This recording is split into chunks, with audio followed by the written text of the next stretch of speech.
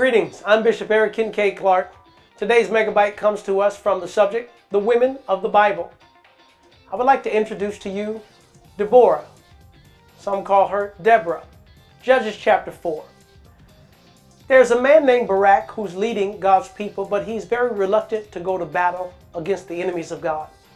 It is Deborah who gets a word from the Lord.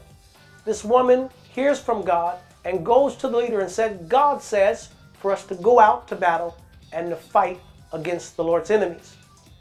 Barak says, well, if God said that, you are to come into the battle with me.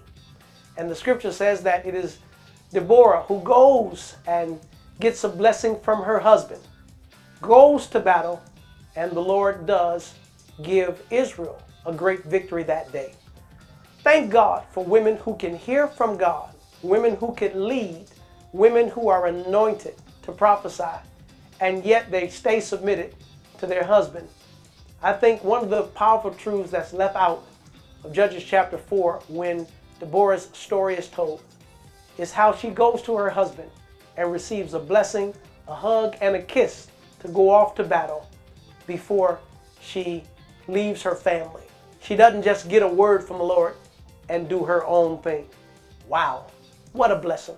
I think we can all learn from Deborah how that God used her. Even though she was not the king, she was not the leader, she got a word from the Lord. But it's one thing to have a word from the Lord, and it's another thing to know how to deliver it. It's one thing to have correction and instruction, and it's another thing to have the wisdom to know how to deliver it and to execute it. In my opinion, that was one of Deborah's gifts.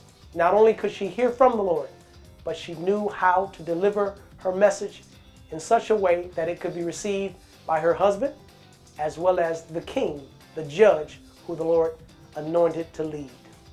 I'm Bishop Eric Kincaid Clark, and this has been your Megabyte.